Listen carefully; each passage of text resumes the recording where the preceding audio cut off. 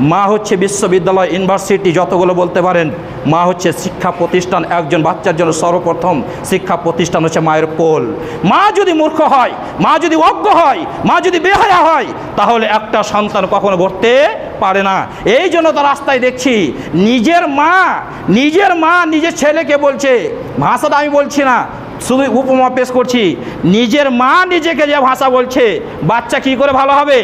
মা বলছে, কি বলছে মানে 12, তারপরে যে শব্দ ব্যবহার হয়, তো মা বলছে বেটাকে 12, তারপরে যে শব্দ হয়, মানে মা ওই মহিলা গেছে 12 জনের কাজ, তারপর বাচ্চাটা তৈরি হয়েছে।